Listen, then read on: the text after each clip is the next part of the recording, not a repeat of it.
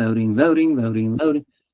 This channel is for entertainment purposes only, not to be taken as legal advice. Welcome back, everybody. Happy day after Memorial Day. Let me say that I hope that you had a wonderful weekend, but also I don't want to just say a day off, because a day off is not what Memorial Day is all about. It's about the remembrance of those who have served and paid the ultimate price for our country by laying down their lives so then freedom could ring, so then we have the opportunities afforded to us in America. We want to thank everybody at Creditor Academy, or from Creditor Academy, for all the servicemen and women who have deployed across all around the world to defend this great nation and the constitutional republic that we are operating through. I am so passionate now about the defending of the constitutional republic that I'm going to be changing up our videos a little bit, probably for the next couple weeks, so then I can start applying real world situations with the police. And what I'm going to do is I'm going to give some successive learning opportunities for everybody. And I'm going to show you the interactions with the police. So that is today. And my first always defense with the police is always status correction. Always my status. Who am I? How do I stand my ground? How do I defend myself? So I don't want to take too much time to do too long of an introduction. I want to get into the police interaction, and we're going to comment on it. We're going to have an open discussion. If you'd like to join Creditor Academy live right now, you can go to www.creditoracademy.com, and on the homepage of our website, you can go to the very bottom, and you're going to see live classes. And you can go to live class. We're live at 6 p.m. Eastern Standard Time every Tuesday and Thursday. Here's the Tuesday link. Here's the Thursday link. It's Tuesday today. You can click on that. And you'll be guided right to this page. One other thing is, if you like what we teach here at Creditor Academy and want to see the standard by which we provide our education, please consider joining our Masterclass membership. It's everything that you need to go private all in one place. Our Masterclass membership right now has a special that we are running, which is Commit to Growth. Pick one of 3 limited time offers. There's only 4 days and 9 hours remaining in 53 minutes and 19 seconds until this offer completely disappears altogether. So if you want to take advantage of picking one of the 3 limited time offers and commit to growth, that means sign up for a full year of Masterclass membership, we give you one of those 3 specials. Okay, so without further ado, let's get into this and let's start observing the police interaction. We got to see what the police are up to, and we will comment afterwards. Do you have any weapons in the car or anything like that? Like a gun or anything like that? I don't even have a gun. Okay. I'm 19 years old. I ain't talking about if this is going to cause problems and the truck's over there, I'm just going to take out the vest. And I'm from Tennessee. So why are you wearing the vest? Well, like I said, I drove from all the way from Tennessee. But I'm not gonna have people call me when I don't even live in this damn state. Okay. It's gonna piss me off. You're a deputy sheriff? Well, I mean, I work at the sheriff's office. Okay. So, I mean, what? Were you a corrections officer for Yeah. the sheriff's office? Okay. Why do you wear a vest outside of the facility? Is this an agency vehicle, or is this your personal vehicle? This is my Kia. Okay. It's just a little odd, because whenever I worked in the jail, I took my crap off, especially if I was taking a long drive from Tennessee. That's what I say, man. If I Look, work I will tell you guys the same thing. I have been pulled over so many times in Tennessee and Arkansas. Right. Okay? They know. I have told them every single that time. might be true, but And it's just a Oklahoma's little pulled me odd. over before, too, wearing this stuff. I mean, like, every time I come... So right off the bat, it's suspicion of dress, right? He's being pulled over. He's driving down the road, and he has a vest on. He works at the correctional officer's facility for the county sheriff, and they assigned over to him a vest or that we see so far in this, and he's being addressed right away. Now, what do we see that this young man of 19-year-old does right off the bat? He engages in conversation. He opens himself up to contract, right? Every time you are approached by a police officer or a vehicle, it's an opportunity for them to contract with you. If you think of it in that terms, there's both contractual agreements that you sign and also verbal ones. And opening the door to conversation over something about how I'm dressed when I'm driving, and when there was no unlawful activity, I mean, period, bar none. Don't even talk to me, dude. Like, there's nothing to talk about. Nothing to talk about. Come up here. I mean, like, they don't. All they say is, it's just odd. I never see it. I was like, well, I mean, like, well, guess what? Yeah, I like wearing it. Just like in Tennessee, I got pulled over for it, and guess what? Yeah, I'm not saying it's against the law or anything. It's just. And I've even had it taken off, and I've had it set right here before, and they're like, and I get yelled at for it. They're like, well, it's kind of weird that you got your belt and your vest. You got any kind of employment identification? Dude, they don't give me that when you work at the jail. Really? You don't have like an access card or an ID badge or anything for the facility that you work at? I don't. I can show you my face though. That helps you. Think of mine.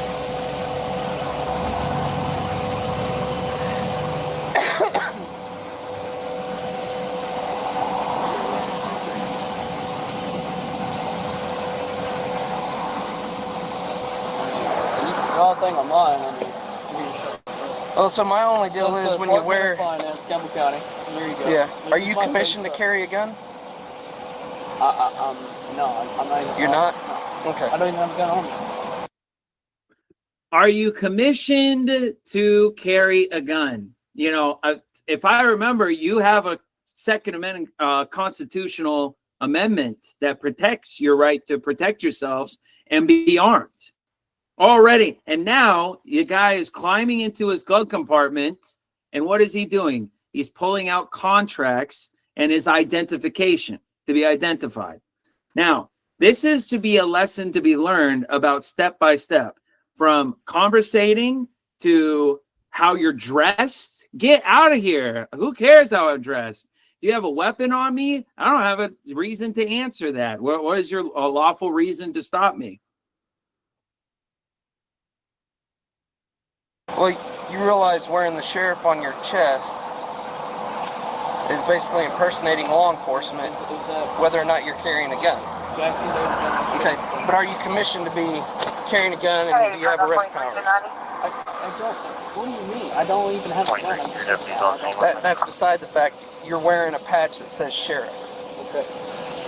That's impersonating law enforcement. I've worn it all the time at the jail before, though. Okay, well that might be true and fine within the jail, but when you come out to public, you don't have any arrest powers.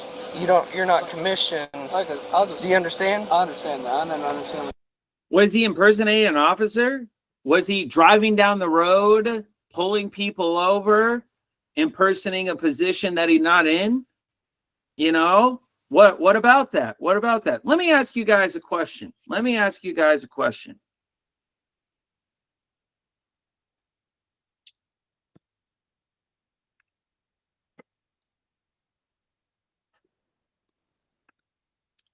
me show you an example.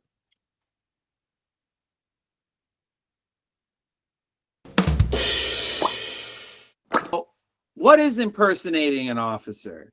What is it? Is it okay only when you do a gag? Is it fine when you're doing gags that you can wear police across it? What's the difference? Yeah, what is dress? What is impersonating an officer? We just saw an example. I don't see anybody doing law enforcement for laughs. So anyway, I want to share that. I'll go in a little bit deeper. And you got alcohol in the vehicle. Well, it's not mine. Well, that's beside the point. It's my girlfriend.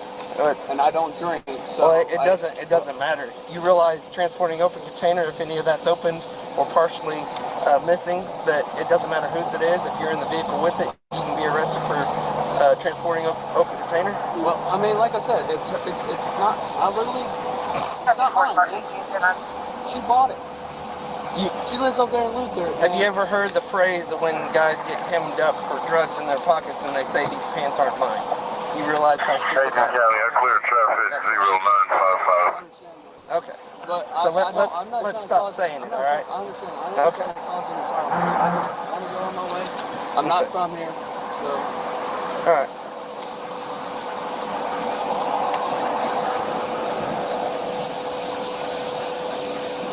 I mean, there's proof right there.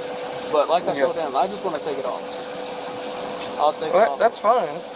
I'd much rather you just take the sheriff patch off. I mean, I could do that. Because if you're not commissioned to be a sheriff deputy or a police officer, well, you're a sheriff, and I understand why you got that. I am a deputy sheriff. Yes. But I'm trying to be nice to you. I'm trying to be nice to you guys. I understand why you got called. Why? Right. But if you walk around with a vest carrier on with sheriff on your chest and you're not a sheriff, you may work for the sheriff's office, but you work in a jail and you're not commissioned outside of the jail to carry a gun or have any arrest powers. Okay, I understand. All right? But I told him I'll just take it off because I'm not from here. I live in Tennessee. I got a Tennessee plate. Okay? I'm just trying to cause.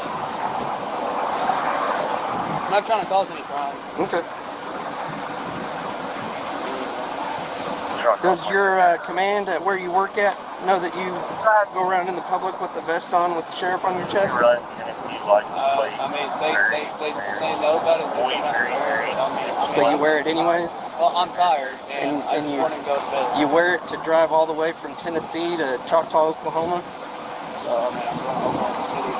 Right. Either way. I'm not trying to cause any problem. I've had this happen for me before. I've got pulled over before this. And they've let me go. They just told me not to wear it. Okay. I mean, like, my biggest issue is the sheriff on your. Down here for, however long it was to get down here, it's not a good interaction for us to know you that you're wearing your stuff outside of work. I know that. Especially if you're trying to get into I'm law trying to move up here with my mom so I can be a cop up here because she lives up here, and I'm trying to be a cop, but. And you're 19. Yeah, I'm 19, but they won't let me be. They don't. I've already put applications in, but I still got residents down in Tennessee, obviously. Right. I got address on there. So what are you going to Oklahoma City for? Huh? What are you headed to Oklahoma City for? I'm going to 122 Northwest Street. What are you doing? Apartment? You live there? No, my mom does. Oh, okay. I was just curious. I mean, I'm not trying to cause any trouble, man. I mean, like I told him, I'm just trying to move up here, hopefully, if I can. I ain't got the money right now. Yeah. I'm just trying to come see her for New Year's, man. You need not to be in a panic. This kid is panicking. And when you're in a panic, you can't think clearly. And when you're not thinking clearly, you're going to say more than what you should, which actually should be nothing, right? You shouldn't say anything to the police officers as they approach your vehicle regardless. But you need to be mindful that anything you say and can be used against you in the court of law. This guy has not been Mirandized. He's just sitting in his car.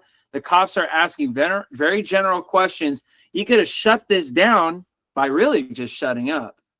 So this is a lesson that we're seeing so far in just an interaction to how you need to just remain calm and be prepared. The best way to be prepared that we offer at Creditor Academy is not only the documentation and the paperwork and the step-by-step guide, but really you feel more confident when you have a script to follow. I love scripts. Scripts allow me to keep myself organized when I'm going through a police interaction. This Thursday, I'm going to be sharing my script live with everybody because this channel, I'm going to be doing a lot of commentaries with police interactions because so many of you are just saying, Paul Michael, how do you use Patrick Devine's private ID and badge along with your declaration and invocation document as a public citizen? How do you do that? I'm here to help you. These interactions are not as nerve-wracking as they really are. They want to seem nerve-wracking, but it's very simple to overcome. I'll have an interview with an officer as well that I know to go over this. But let's keep on watching because it's a really good example. And that's it. Right. I really don't want to. Did she used to live in Tennessee, or did you move out to Tennessee, or what's the deal on that? Why she live here and you live in Tennessee? Because my mom and dad are split. Oh, okay. So you live in Tennessee where your dad lives or whatever? Okay. Yo. Hello? Right. Okay. So did you get out of your car or something here in the parking lot? Okay, I got out of the car. There was a truck that he looked at me. That's all I did. I never said anything like law enforcement was or nothing. He looked at me and he was laughing. So I just like go to his car and I was like, "Did you need me or something like that?" That's it. And I just like walked away. Okay. I mean, I don't. That's all I did, man. I'm being serious. So you were just in the driveway and he was just looking at you? I got out of my car, I was gonna go inside. Oh, okay. He looked at me, and then I went up to him. I was like, he just said, I was just looking at you, man. He said, I'm just looking at your car. That was it. And you can watch the video tape when we're gone. I'm not trying to cause any trouble. That's all right. And you don't have a gun with you or anything like that? You can search the car. I can search the car? I mean, Is that what you said? How many of you are watching this and you're like, I can't believe this kid is doing all this? But again, he's in a panic.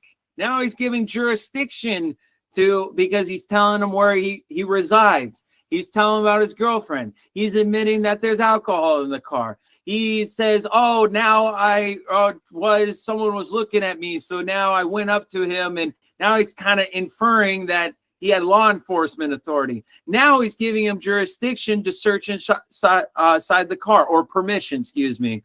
And now he's going to search inside the car. And what's he going to find? Let's find out. asked me if I had a gun on me. I don't have a gun on me. I was just asking if you had a gun on you. You No, said something about I can search the car. I don't. You don't mind if I search the car? I don't care if you search the car. Okay, cool. Step on out if you don't mind.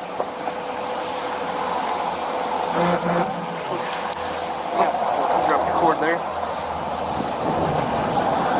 Alright, face the vehicle. I'll just check you for, make sure you don't have any guns or nothing.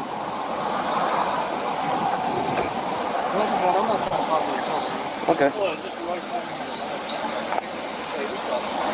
Alright, if you wouldn't, that's fine. If you wouldn't mind, go ahead and take the vest off and just sit it in the car. Okay. Who are you? Like,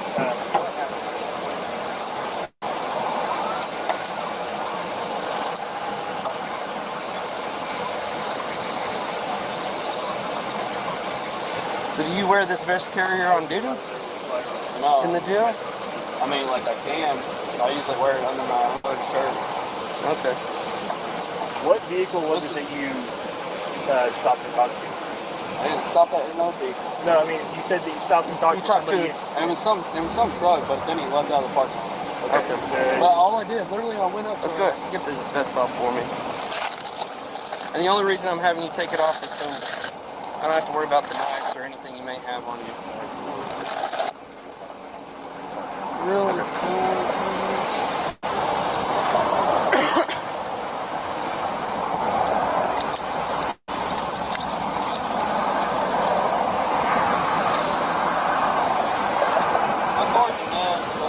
That's fine. I mean, I've seen a lot worse.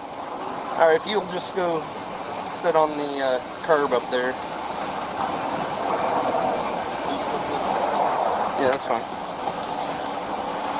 Like I said, I'm not trying to have no problem. Okay. We'll just check everything out. If everything's good, then we'll go on.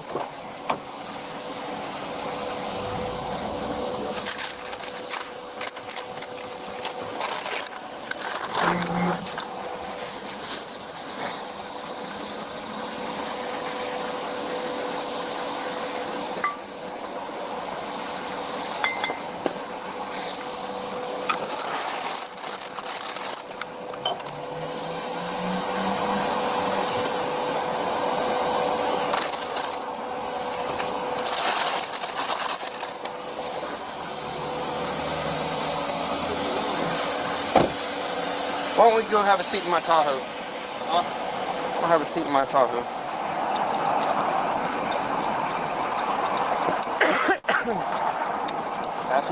No, back seat.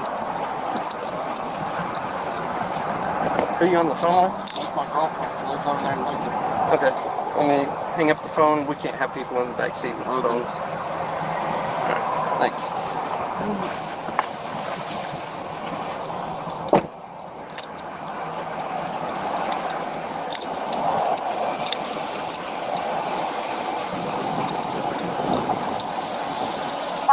You want the unit 1090? 251. County 6.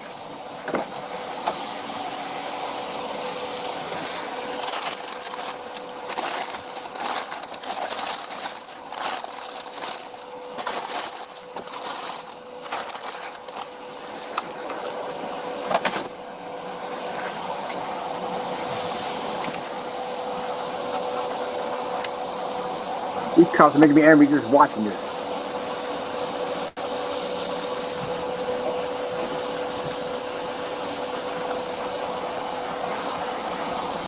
Now, what's happening is now they're gathering evidence.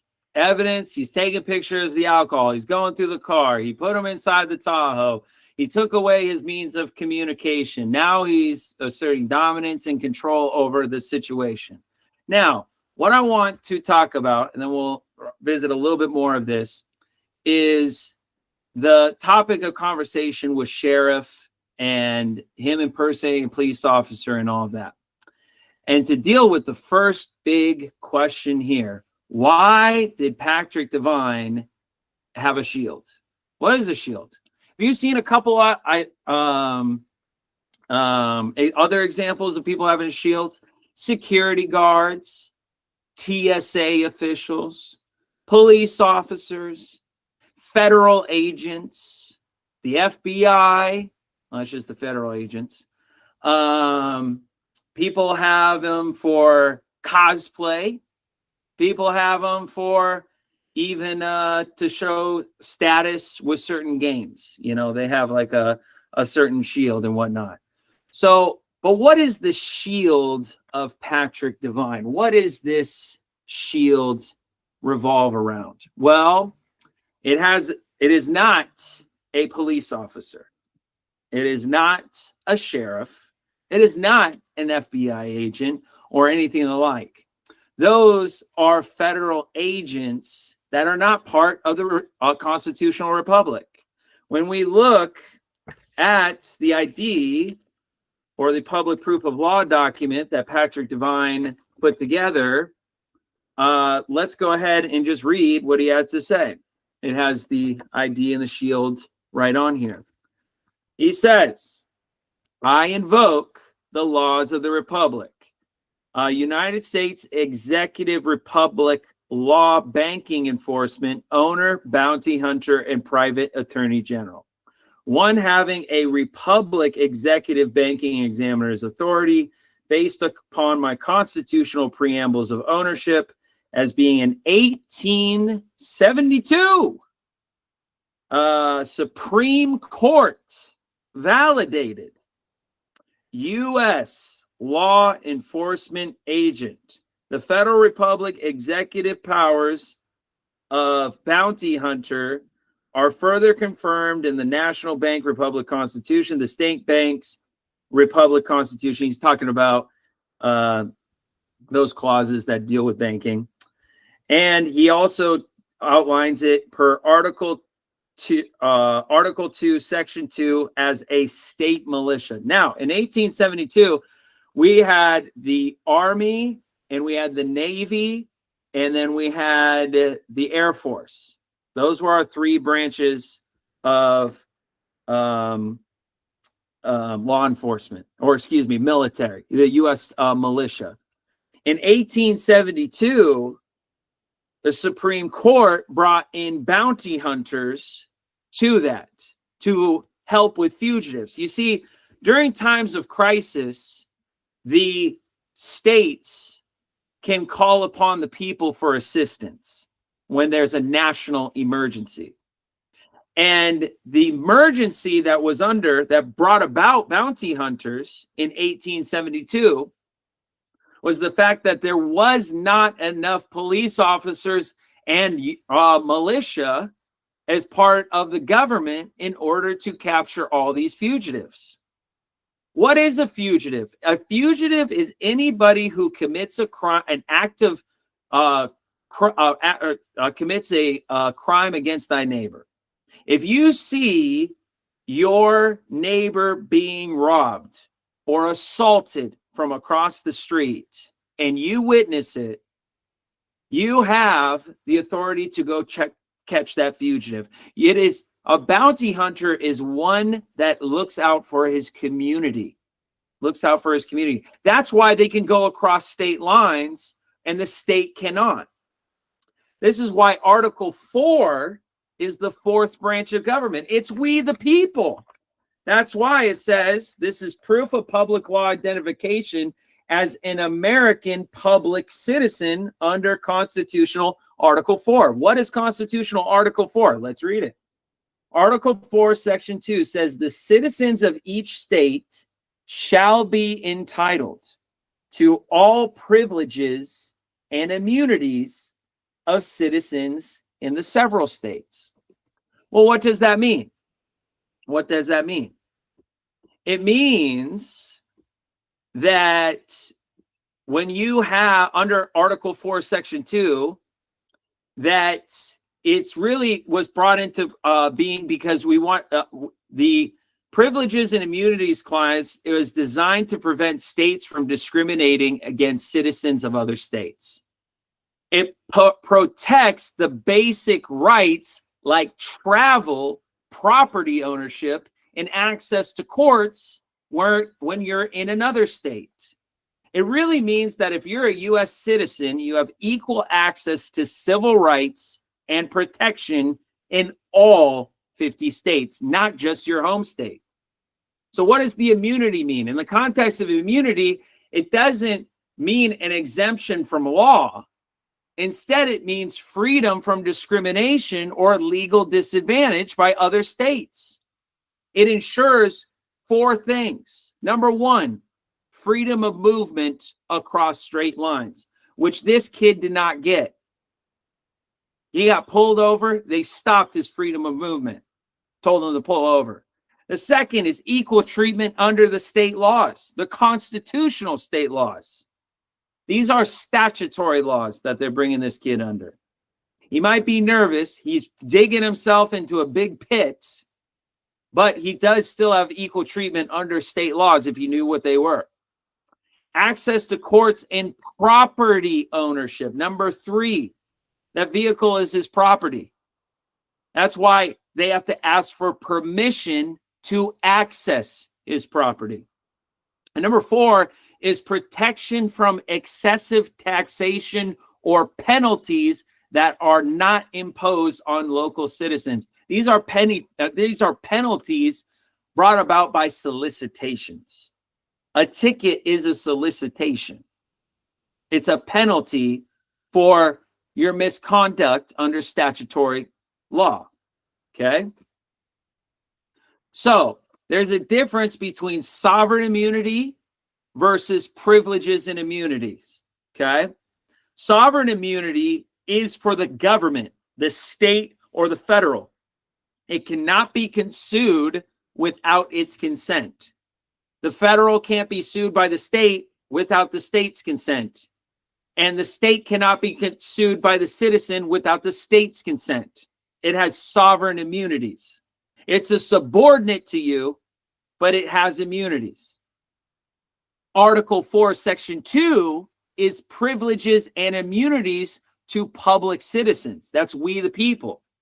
It means that we as citizens have equal rights in all states, and states can't discriminate against out-of-state citizens. Part of those privileges and immunities that Patrick Devine is enforcing under Article 4 is by choosing three other positions that were granted to we the people that we can put under our Article 4 status as a public citizen. One of them is an 1872 Supreme Court validated law enforcement agent. Okay. And their privileges and immunities for public service. Another one was a private attorney general. Private attorney generals were called in under the RICO laws because there was the mafia that was everywhere, right? And so there wasn't enough, once again, state officials or federal officials to go after the mafia. So who did they call upon? They called on the fourth branch of government, we the people, for assistance and help. And it gave us rules and guidelines to follow in order to have those positions. We had to declare and invoke those positions in order to have that authority. And it had to be publicly recognized after you did your invocation and your declaration. That's why there's a notary at the bottom of them. It's a public notification. It's put on public record, as I did. What's the third one? Executive officer. Executive officer. An executive officer is one that is over all of your contracts, over your surety slaves, right? And all of that comes full circle with this one sentence right here. I'm going to read you. Patrick Devine writes, an American public citizen's rights and freedoms as a privilege is a right to contract using an implied surety fictional slave person, and an immunity means you are not to be forced into a contract. That's your privilege. Your privilege is the right to contract. Your immunity means you are not to be forced into contract. How do you force the difference or the separation from these solicitors, though? How do you show the solicitors, the police officers and all that are harassing you, this separation? Well, it's two things. One, it's jurisdictional. That's what the ID is for. The jurisdiction that is outlined in the ID of Patrick Devine is showing that he's in the non-domestic without the United States. He's separate. He's outside of their jurisdiction because of the territory he's under. He's saying that I'm not part of your jurisdiction in that way. The second thing he's doing is he's showing his authority. He's like, no, no, no, no. I am part of the state militia just like you are. He's creating that state, that separation. It shows the powers that he's operating under. And that's how he regained back what Article 4 was meant to give him after he invoked it.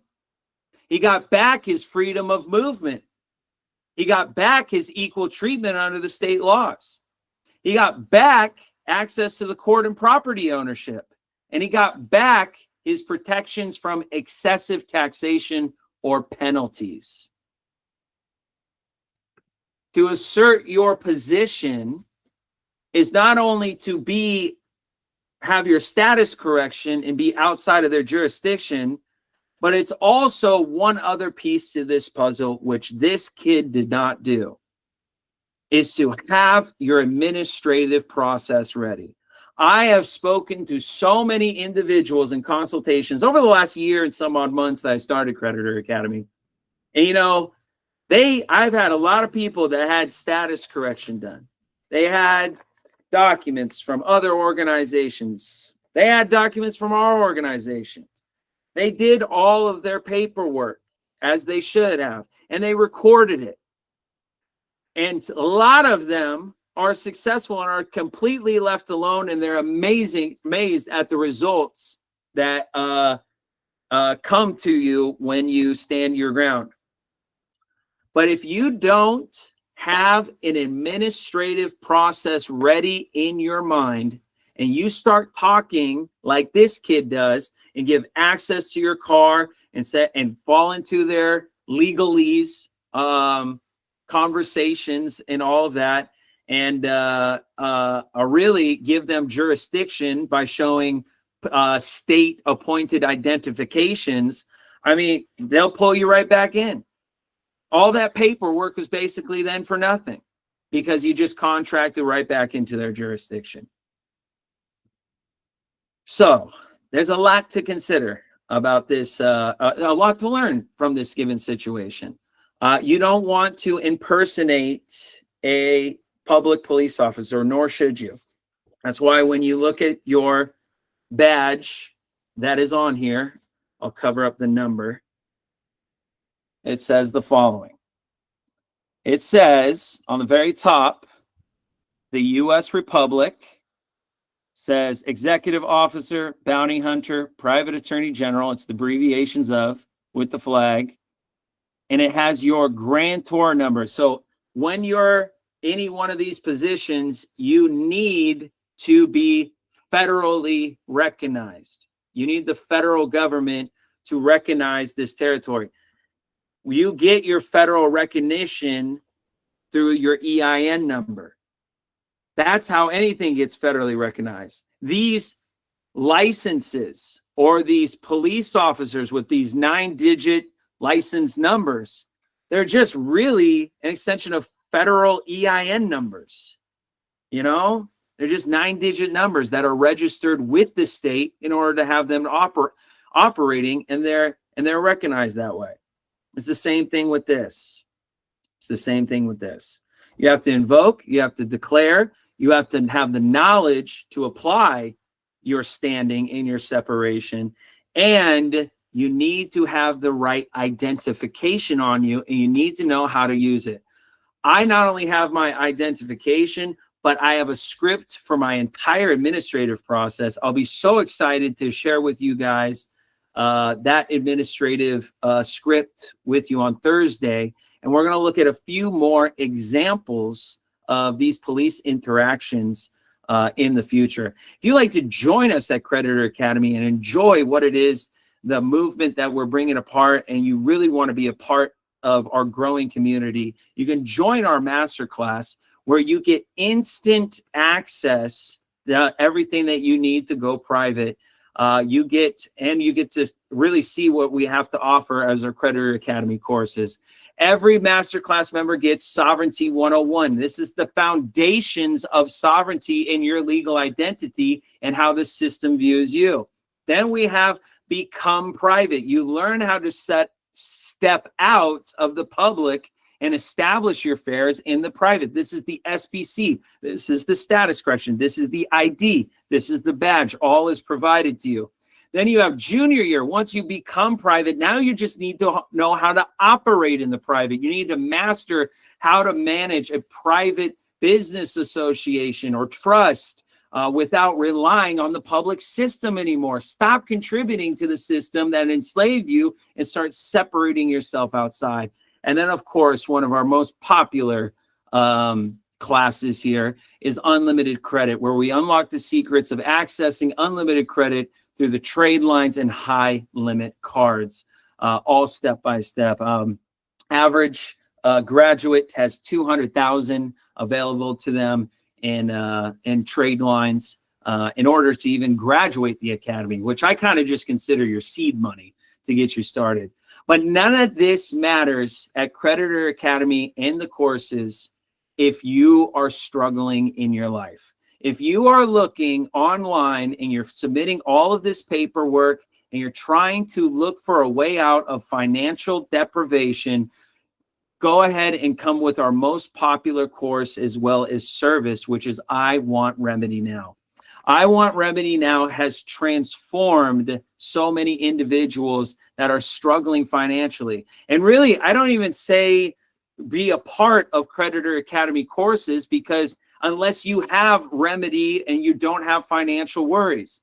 So if you're trying to take classes, but you're worried about putting food on the table or affording to make payments for the roof over your head, how are you going to focus on becoming free? So I'd rather you, if you're coming to my channel for the first time, or maybe you've been coming back to it for us for a while, to not only subscribe to our YouTube channel, but get Remedy through us first. We have over 2,300,000 in 14. Someone just got 14,000. But 2,314,000 credits and negative remarks removed from their personal credit scores. I got to tell you, sometimes you need to go through it, and you need to, before you commit to anything and just see if something's real, you have to kind of see proof. You got to kind of see proof. So if you need proof for how Creditor Academy operates and you need Remedy now, I would start with I want Remedy now. If you're ready to jump in and be a part of the Creditor Academy courses in the amazing community, we would be so excited to have you join our journey. We have so many staff here. We just now went from 52 full-time staff to 74 full-time staff in the last 2 weeks. Wow. We're growing quite significantly. And all of this staff that I employ is just really to do one thing, to give you the best educational experience possible and to make you guys, help you guys succeed. Hit that subscribe and notification bell. Thank you all for showing up today. I look forward to seeing you all in future classes. And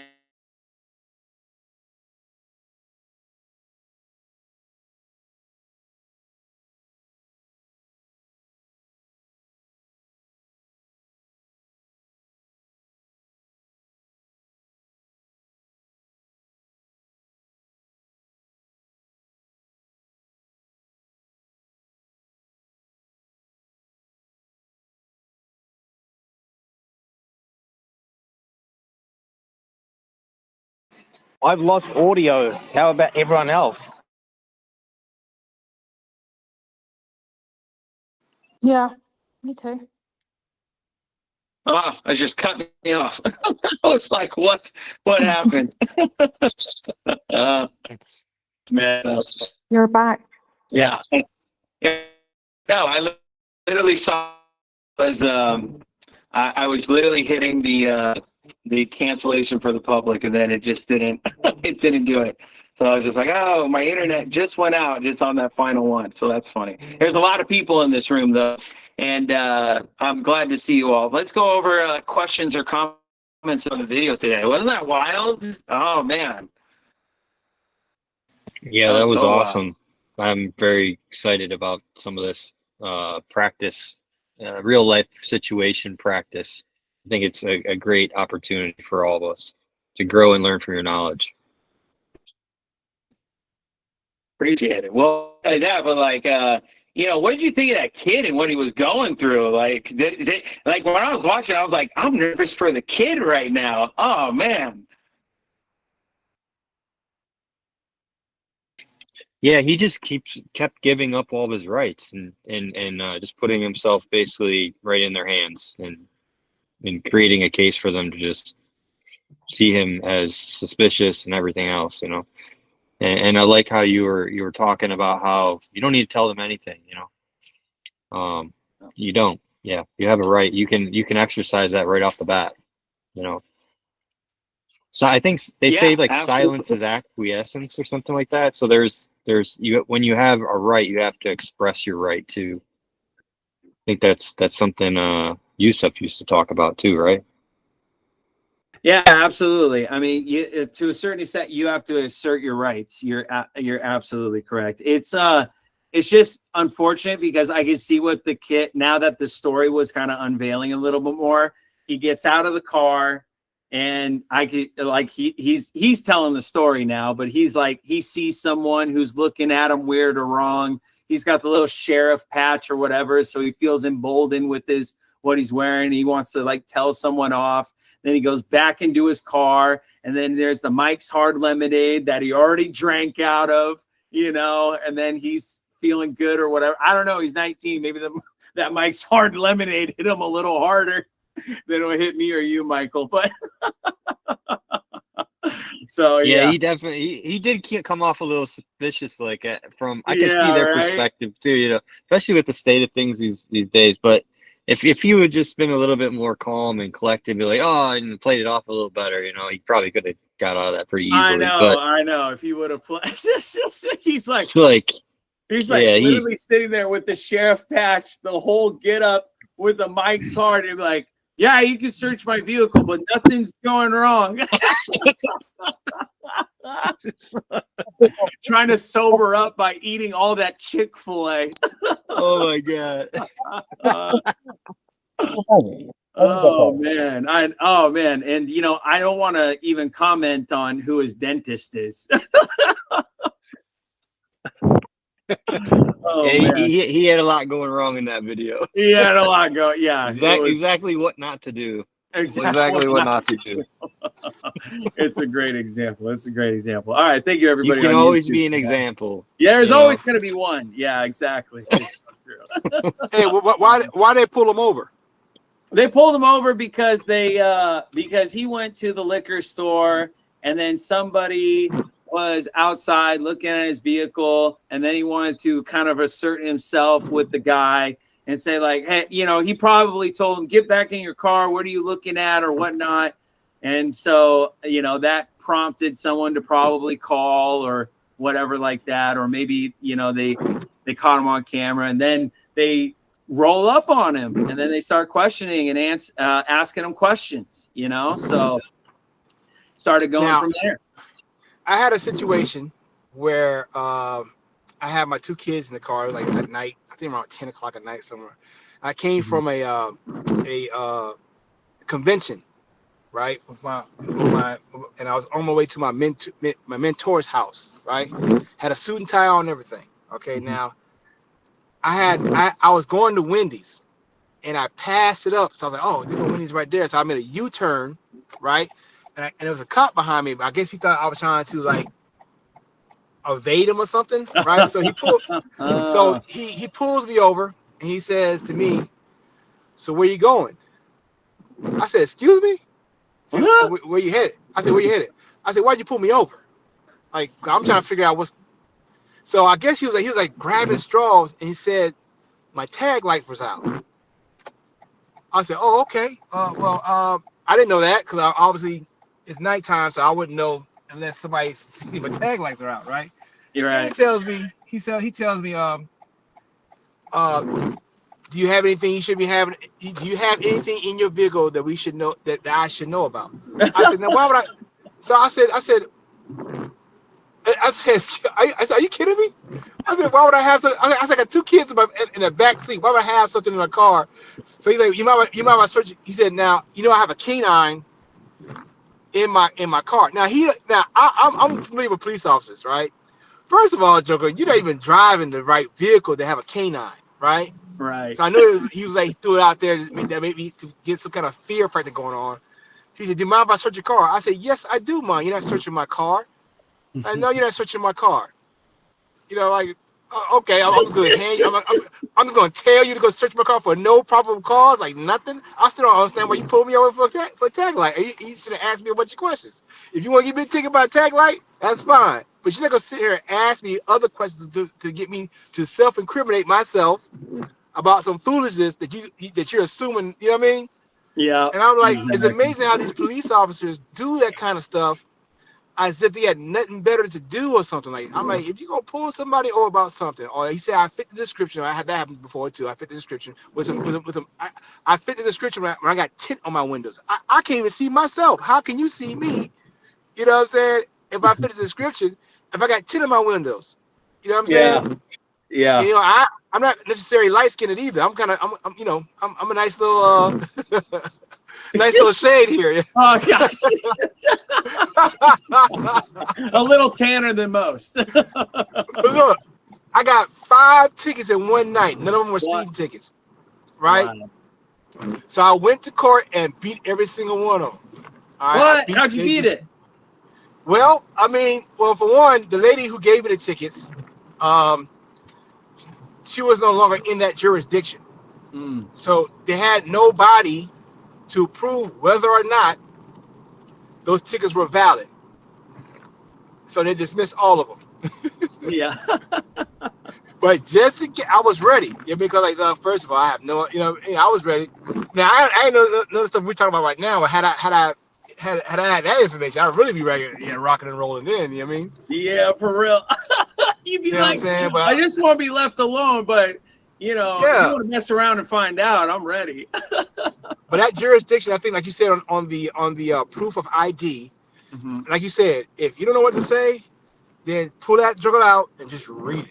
Just read it. Just read it. It's so true. It's so true. It helps out greatly. And I'm gonna go over the whole document. And honestly, it's a stellar one. I've used it many of times before because it establishes an administrative record, which is all you need. Because if you bring in your status correction paperwork into courts, you establish your administrative record that you recorded yourself on your phone going over. You're fine. You're fine because now they're like, oh, now they have to prove jurisdiction at that point, and so, and they can't. They absolutely can't. So, and it's powerful. Yeah. One question about that though. Now, because now I haven't done it yet, but I am going to do it. Now, you know how they pull you over, and yet remember you said you I don't want to contract back over to that admiralty jurisdiction, the statutory jurisdiction, right? But in the driver's license, like your license plate is under that jurisdiction. So should I go ahead and just change that over as well? Well, yeah, like when they pull me over, I have my script, I have my, you know, all my stuff, but the car itself is already in a trust, and I have a DOT number for that trust as well. So it's like you're not clear in that way. Yeah, you all good. So that's the part I got. If there's anything that got me on that, that's the part probably pulling back in. Yeah, and I feel it. It takes like a day. You know what I mean? It takes a day, but it's also like, well, gosh, like I want to enjoy my day, but it takes a day, and then you're like, well, I'll push the day away. I mean, it's only a day, but geez, I still want my day, and that's why people don't get it done is because they're like, oh, last thing I want to do is go change the title over to this trust and go online and get the DOT number. It's a day. And so I understand. I get it.